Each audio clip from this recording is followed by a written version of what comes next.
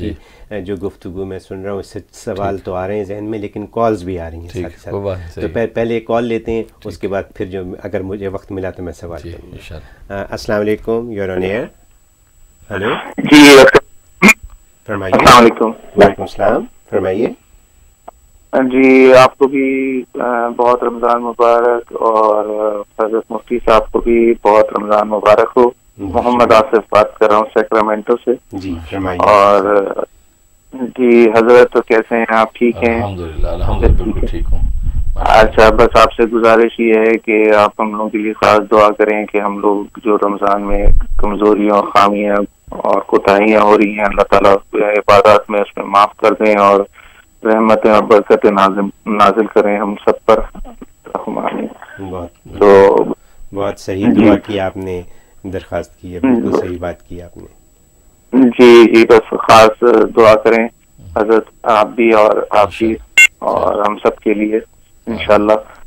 हजरत, मेरा एक सवाल ये था कि जो मेरी वाइफ हैं, मैंने ख्वाब में देखा कि वो एक ऊंची पहाड़ी पर हैं और वो कोई उनको पीछे से धक्का दे देता है, और इस तरीके के कई ख्वाब देखे और अचानक सोते में से जाग जाती हैं कि कोई पीछे से धक्का दे रहा है। तो उनको ये परेशानी है कि कहीं उनकी इबादत में कोई कमी खामी है, कोई कोताही है या कोई और वजह है, तो ये जरा सा बता दीजिए।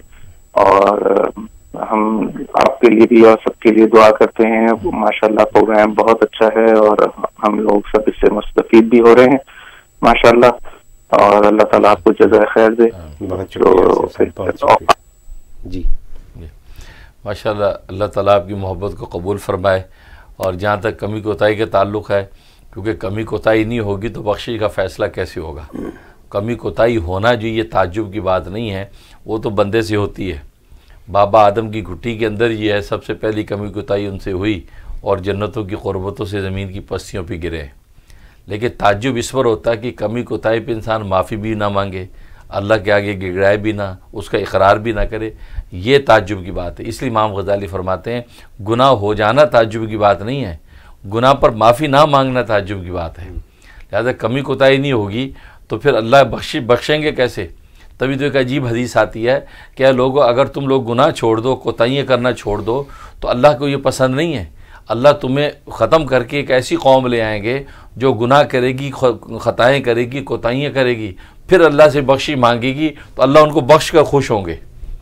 तो लिहाजा कोताही हो जाना, फिर उस पर अल्लाह से गिड़गिड़ा के मांगना, तो फरमाया अल्लाह को ये बहुत पसंद है। इसलिए जो है हदीस में आता है कि बेहतरीन ख़ता करने वाला वो है जो अपनी ख़ता पर तौबा करे कि या अल्लाह मुझे ख़ता हो गई, मुझे माफ़ कर दे। तो ये महीना जो है वो ख़ताओं से माफ़ी मांगने का महीना है।